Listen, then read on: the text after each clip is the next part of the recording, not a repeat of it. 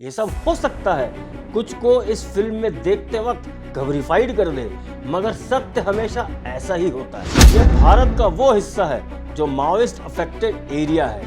भारत के कई स्टेट्स इस रेड कॉरिडोर में थे। जिस कैरेक्टर को फिल्म में सीपीआई का मेन मुखिया बताया गया है, वो कैरेक्टर लूजली बेस्ड है कॉमरेड करताम जोगा पर। Ada Sharma once again with no nonsense attitude के साथ इस रोल को जस्टिफाई कर गई, स्पेशली डायलॉग सीन्स में और सटल इमोशनल सीन्स में। बस्तर मूवी में लंका रेड्डी एक लाइन कहता है कि पूंजीवाद को खत्म करेगा और माओवाद टेक ओवर करेगा। इसका सीधा सीधा मतलब इंडिया वर्सेस चाइना के रेफरेंस को ड्रॉ करना था।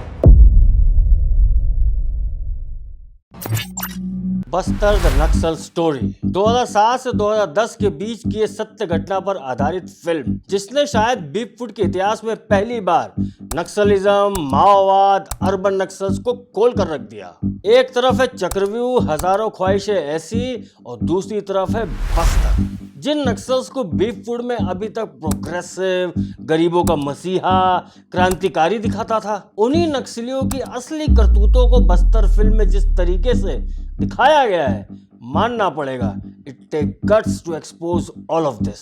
माओइज्म, नक्सलिज्म, कम्युनिज्म और अर्बन नक्सल्स। क्या वाकई देश को इन सब से खतरा है भी, या फिर ये सब भी प्रोपेगेंडा ही है? मीडिया, जुडिशरी और इंटेलेक्चुअल्स, कैसे इस देश में सारा खेल इन्हीं की पावर से होता आया है? और क्यों क्रिटिक माफिया इस बार इतना सन्नाटा क्यों है भाई, इस मूड में है? एक सच्ची घटना या यूं कहूं वो लाल इतिहास जिसे शायद आज भी मीडिया को स्पेस देता नहीं है, उसकी बात इस मूवी में होना। जहां बीफुट में रीमेक पर रीमेक बनाकर लोग पैसा छाप रहे हैं, वहीं बस्तर जैसे ओरिजिनल कंटेंट हिट होते हैं या फ्लॉप। जानते हैं आज बस्तर द नक्सल स्टोरी से जुड़ी हर बात इस रिव्यू और एनालिसिस में, और यह भी कि क्यों कमजोर हृदय वाले इस फिल्म को जरा संभल कर देखें, क्योंकि रोंगटे खड़े हो जाएंगे। Let's roll out.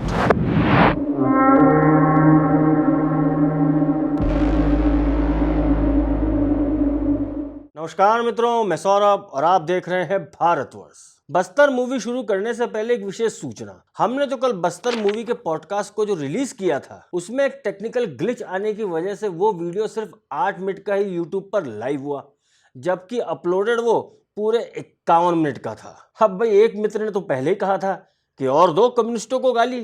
खैर, पॉडकास्ट का वो एक्सटेंडेड फुल कट आपको कल देखने को मिलेगा, एज हमने यूट्यूब को मेल भी किया है और दोबारा से डबल चेक करके इसकी सारी प्रोसेस पूरी भी की है। बस्तर मूवी शुरू होती है कोर्ट केस से, जहां यह फैसला होना था कि बस्तर जिले में एसपीओ बोले तो स्पेशल पुलिस फोर्स और एक मूवमेंट बोले तो सलवा जुलूम मूवमेंट पर बैन लगाया जाए। अब एसपीओ क्या है, सलवा जुलूम क्या है, इस सारी बात हम एनालिसिस में करेंगे। फिल्म के मेन कैरेक्टर्स की अगर बात करें तो ये पूरी फिल्म दो मजबूत कैरेक्टर्स पर टिकी हुई है। पहला कैरेक्टर है आईजी नीरजा माधवन का, जिसे अदा शर्मा ने प्ले किया है, और दूसरा कैरेक्टर एक वनवासी महिला रत्ना का, जिसकी बात हम थोड़ी देर में करेंगे, जिसे प्ले किया है इंदिरा तिवारी ने। बाकी पूरी फिल्म में कई सारे प्रोमिनेंट कैरेक्टर्स हैं, मगर वो सब इन दो महिलाओं की कहानी के अराउंड ही रहते हैं, सिवाय इस एक के जिसका नाम होता है लंका रेड्डी, जिसे प्ले किया है विजय कृष्णा ने, जिसे आप इससे पहले तक केरला स्टोरी में देख चुके हैं। अदा शर्मा ने अपने कैरेक्टर में जो हेल्पलेसनेस येट एक रॉक सॉलिड एटीट्यूड का कॉम्बिनेशन दिखाया है, वो आप सबको उन आर्म फोर्सेस की सही तकलीफ दर्शाएगा जो सिर्फ हमारे निष्क्रिय पॉलिटिकल सिस्टम की भेंट चढ़ते आए हैं, मगर तब भी वो ही ग्राउंड पर नक्सलियों का सामना करते हैं। Ada Sharma once again with no nonsense attitude के साथ इस रोल को जस्टिफाई कर गई, स्पेशली डायलॉग सीन्स में और सटल इमोशनल सीन्स में। Indira Tiwari is the find of this movie, as इन्होंने जिस महिला का रोल निभाया है, उस महिला के पति को 32 टुकड़ों में नक्सलियों ने ठीक उसके सामने ही काटा था। इस कैरेक्टर रत्ना के माध्यम से आप उन वनवासियों के असली स्ट्रगल को समझ पाएंगे, जो नक्सलियों और पुलिस के बीच हमेशा कोलैटरल डैमेज के रूप में बह जाते हैं। ये रोल इंदिरा तिवारी के करियर का टर्निंग पॉइंट जरूर होगा, एज इस रोल में इमोशंस का लेवल अलग ही था। आप पूरी फिल्म में इन दो कैरेक्टर्स के ट्रैक पर चलेंगे और कब और कैसे ये दो ट्रैक एक हो जाते हैं, इस पर ही बेस्ड पूरी film Bastar the Naxal story. बाकी कैरेक्टर्स लाइक रायमा सेन, यशपाल शर्मा, सुब्रता दत्ता, शिल्पा शुक्ला का काम एज पर कैरेक्टर एकदम परफेक्ट है। आपको फिल्म की कहानी बिलीवेबल जब लगती है जब आप कोई भी एक्स्ट्रा लाउड डायलॉग्स के बजाय एकदम सटल मीनिंग वाले डायलॉग्स सुनने को मिले। ठीक ऐसा ही हर सीन बस्तर फिल्म में आपको देखने को मिलेगा। क्या आतंक मचाया था माओवादियों ने, कैसे निशंस हत्याओं का खेल खेला था और कैसे ये सब को एक पॉलिटिकल आंदोलन के रूप में हमारी ही यूनिवर्सिटीज में दिखाकर इंटेलेक्चुअल कवर लिया जाता था। ये सब हो सकता है कुछ को इस फिल्म में देखते वक्त घबराहट कर दे, मगर सत्य हमेशा ऐसा ही होता है। ये पूरी फिल्म, ये पूरी कहानी 2007 से लेकर 2010 के बीच का वो चैप्टर है जिसे डेलिबरेटली छुपाया गया है। अब एक एग्जांपल दे देता हूँ। Scroll.in का ये हेडलाइन देखो, boom and bust conspiracy tales from Maoist country. इसी हेडलाइन से आप समझ सकते हैं कि तकलीफ बहुत हुई है। मैं सबसे पहले तारीफ करूंगा डायरेक्टर सुदीप्तो सेन की और इस फिल्म के प्रोड्यूसर और क्रिएटिव डायरेक्टर विपुल शाह की, जिन्होंने इतने बोल्ड सब्जेक्ट को दिखाने की हिम्मत की। स्पेशली जबकि सब्जेक्ट पर अगर आप रिसर्च भी करने की सोचेंगे तब भी आपको कई आर्टिकल जो उस समय पब्लिश हुए थे वो सब गायब ही मिलेंगे। इसका भी एग्जांपल दे देता हूँ। ये एक आर्टिकल की लिंक है, ये येलो बॉक्स में आप पढ़ सकते हैं जो मैं रिसर्च में आपको दिखाना चाहता था, मगर जब लिंक पर गया तो लिंक नॉट फाउंड आया। ऐसे बहुत से आर्टिकल हैं जो लिस्टेड तो हैं मगर पेज नॉट फाउंड होते हैं। बोले तो चैप्टर तो थे मगर अब सब मिस्टर इंडिया मोड पर है। लंका रेड्डी कैरेक्टर से आपको जितनी नफरत होगी इस फिल्म को देखते समय, उतना ही आपका मन करेगा इस पूरी कहानी को जानने का। एज इस फिल्म में आपको CPIM बोले तो communist party of India Maoist faction की कहानी देखने को मिलेगी। कैसे international organisations, media outlets, opinion makers इस पूरे केस पर जहां पनाहों के सामने से नक्सल लीडर्स और नक्सल सिंपथाइजर्स को बचा ले जाते हैं, जो शायद हिस्ट्री में दर्ज तो है मगर आपकी मेमोरी में नहीं। इस फिल्म के कुछ सीन्स ऐसे हैं जिन्हें देखकर यही लगता है कि कैसे ये सीन्स सेंसर बोर्ड से पास हो गए, मगर इस बात को जब मैंने विपुल शाह से पूछा तो उन्होंने ये कहा, नहीं वो सब हुआ। मैं ये कह रहा हूँ मैं ये कह रहा हूँ कि ये सारा जो प्रोसेस हुआ था उसके बाद सेंसर ने इस फिल्म को जिस फॉर्म में अप्रूव किया है, आपने जब आपको नहीं पता था तो आपको खुद लग रहा था कि ये तो गया हो नहीं सकता, ये कटे, ये गया। हाँ। और ऐसा कई बार आपको तो सेंसर ने बड़ी हिम्मत दिखाई। ये पूरा वीडियो कल रिलीज हो रहा है, do not miss this video. वैसे टाइट शॉट, लॉन्ग शॉट, पटकथा कैसी है, बैकग्राउंड कैसा है, ये सब आप बाकी चैनल्स पर देख लो। खासकर उन पर तो जरूर देख लेना जो मूवी रिलीज के 1 या 2 दिन पहले ही रिव्यू डाल देते हैं। हम असल की बात करते हैं हमारे एनालिसिस में। बस्तर द नक्सल स्टोरी की असली थीम है रेड कॉरिडोर। यह भारत का वो हिस्सा है जो माओइस्ट अफेक्टेड एरिया है। भारत के कई स्टेट्स इस रेड कॉरिडोर में थे। अब भले ही सिचुएशंस कुछ स्टेट में सुधरी है मगर अब भी ये प्रॉब्लम तो है। ये है 2007 का स्टेटस और ये है 2017 का status as per the data shared by home ministry. और अब 2022 में ये सिचुएशन है रेड कॉरिडोर की। हालांकि 2022 is the year of minimum casualties, but casualties अब भी है ना। फिल्म के एक सीन में तिरंगा फहराने पर वहां के एक वनवासी को नक्सली काट डालते हैं। आज भी ऐसे कई इलाके हैं जहां अब भी भारत का झंडा फहराया नहीं जाता। 1967 से लेकर अब तक कुल 55,000 लोगों की जान गई है इसी नक्सलवाद के चक्कर में, जो कि भारत के पाकिस्तान से चारों युद्धों की संख्या जोड़ भी ले तो उससे कहीं ज्यादा है। जिस कैरेक्टर को फिल्म में CPIM का मेन मुखिया बताया गया है वो कैरेक्टर लूजली बेस्ड है कॉमरेड करताम जोगा पर। अगर आप इन महापुरुष की हिस्ट्री निकालेंगे तो आपको बहुत ही गिने चुने आर्टिकल्स मिलेंगे और जो भी मिलेंगे उन सब में ये पाक साफ दिखाई देंगे, वो भी बोल्ड लेटर्स में। एज इन पर ही 2010 के दंतेवाड़ा के 76 CRPF जवानों के बलिदान के मास्टरमाइंड होने का आरोप है। जी हाँ, आरोप है। एज जहां पनाहों की कोर्ट्स में ये छूट गए थे, एज एमनेस्टी इंटरनेशनल ने इस मुद्दे पर ना जाने कितने देशों के इंटेलेक्चुअल्स, थिंकर्स का सिग्नेचर कैंपेन चलवाया था। सबूत होते हुए भी वो सबूत कोर्ट में सब्सटेंशियल नहीं होते हैं। ये सब आप फिल्म में जरूर देखेंगे। और ये भी कि कैसे अरुंधति रॉय से इंस्पायर्ड राइमा सेन का कैरेक्टर है जो सीपीआईएम को इंटरनेशनली अक्लेम्ड करा देता है।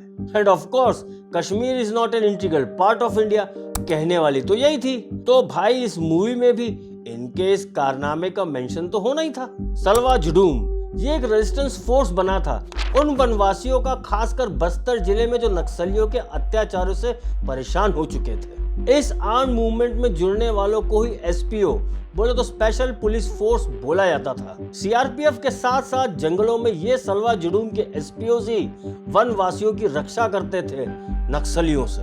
एज नक्सलियों का एक नियम ये भी था कि जिस भी एरिया पे इनका प्रभाव हो जाए उस एरिया के हर घर से एक लड़का / लड़की को नक्सल बनाने के लिए उठा ले आते थे। सलवा जुडूम मूवमेंट को उस समय हेड किया था कांग्रेस लीडर महेंद्र कर्मा ने, जिन्हें इस फिल्म में दिखाया भी गया है। सीपीआईएम और बाकी सभी उस समय के इंटेलेक्चुअल्स ने सलवा जुडूम मूवमेंट पर बैन लगवाने की कई बार कोशिशें की, as a movement was the key to counter Naxalites in Bastar. क्योंकि नक्सलियों की हार्ड पावर के सामने ग्राउंड पर अब लोकल वनवासियों ने हथियार उठाना शुरू कर दिए थे। नंदनी सुंदर इसी कैरेक्टर से लूजली इंस्पायर्ड एक फिल्म में कैरेक्टर है जो आपको 600 करोड़ वाली पर्ची के साथ मिलेगा।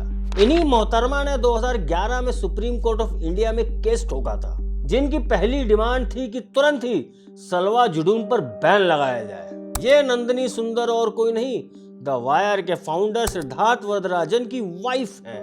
बाकी तो आप सब समझदार हैं। महेंद्र कर्मा 1980 में सीपीआई के टिकट से ही विधायक बने थे, मगर कुछ ही समय में वो कम्युनिस्ट विचारधारा से अलग हो गए और इंडियन नेशनल कांग्रेस ज्वाइन करी।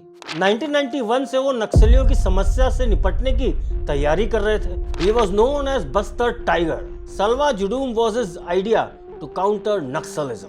2013 को एक पॉलिटिकल कैंपेन से लौटते वक्त नक्सलियों ने इन्हें और इनके साथ के सभी साथियों को दिन दहाड़े गोलियों से भूनकर मार डाला था। वो सीन मूवी में आप जैसी देखेंगे ना, ठीक वैसे ही हकीकत में हुआ है। इवन गोलियों से इतना मारने के बाद चाकुओं से गोदना। आज अगर छत्तीसगढ़ के लोगों में नक्सलियों के खिलाफ हिम्मत आई है तो उसका क्रेडिट महेंद्र कर्मा को जाता ही है, apart from our arm forces. ये कहानी में इतने एंगल्स हैं, लाइक उस टाइम फ्रेम फ्रॉम 2007 टू 2011, क्या आप एक बार सोच में पड़ ही जाओगे कि ये सब होता भी था। क्योंकि इतनी सफाई से सारी बातें आज अंडर द कारपेट कर दी गई हैं कि किसी भी युवा को अगर हम बताना भी चाहें तो वो शायद इन सबको प्रोपेगेंडा कहने वालों की बात ही पहले ही सुन ले। बट कहते हैं ना, ट्रुथ ऑलवेज कम्स फर्स्ट, फिर भले ही आप कितना भी झूठ सामने ले आओ। Bastar movies answer to that propaganda जो बीफवुड 75 सालों से चला रहा था। वो प्रोपेगेंडा कि देखो माड़ी माटी, माड़ा पानी, माड़ा जंगल, माड़ा खेत, और हाथ में उठा लो माओ का झंडा और छीन लो अपना खेत। लोल सलाम। ये डिबेट का विषय हमेशा रहेगा, एज वामपंथियों ने हमेशा जात पात, ऊंच नीच, अमीर गरीब इन सब डिविजन्स पर बहुत मेहनत की है और कई साल मेहनत की है। बस्तर मूवी में लंका रेड्डी एक लाइन कहता है कि पूंजीवाद पूंजीवाद को खत्म करेगा और माओवाद टेक ओवर करेगा।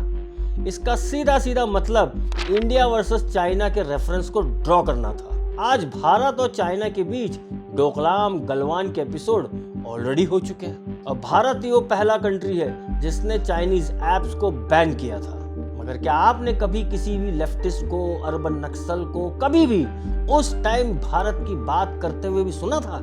इसका जवाब मैं देता हूँ। हमारे देश में छुपे हुए इन माओवादियों, लेफ्टिस्टों की नजर में भारत की डेमोक्रेसी एक शैम है, बोले तो फेल्ड कॉन्सेप्ट है, क्योंकि इन्हें तो वन पार्टी डिक्टेटरशिप लानी है इस देश में, लाइक चाइना। अर्बन नक्सल्स जो आज भी इन सब पर पर्दा डाले हुए हैं, उन सब को इस मूवी से तकलीफ तो होनी है और प्रयास भी होंगे इस मूवी को डिस्क्रेडिट करने के लिए। मगर अब ऑडियंस इतनी नादान है नहीं, खुद देखेगी फिर डिसाइड करेगी। बस्तर जैसी फिल्म को अगर आज सपोर्ट नहीं मिलेगा तो फिर किसी विपुल शाह की हिम्मत नहीं होगी जो ऐसे सब्जेक्ट्स को भविष्य में छू भी ले। फैसला आप लोगों के पास है। और आप चलते चलते एक संदेश बीफ वुड के चाहने वालों के नाम, स्पेशली योद्धा फिल्म के लवर्स को। देखो बॉस, मुझे पता है कि सारे शोज इस बार योद्धा के नाम कर दिए गए हैं जस्ट बिकॉज ऑफ कीजो और द केरला स्टोरी की तरह बस्तर मूवी के स्क्रीन्स भी कम रखे गए हैं। तो भैया ऐसा है कि पिछली बार भी जनता ने द केरला स्टोरी को हिट कराया था, इस बार भी यही जनता बस्तर फिल्म को आगे जाकर हिट कराएगी। जानते हैं इसका रीज़न क्या है?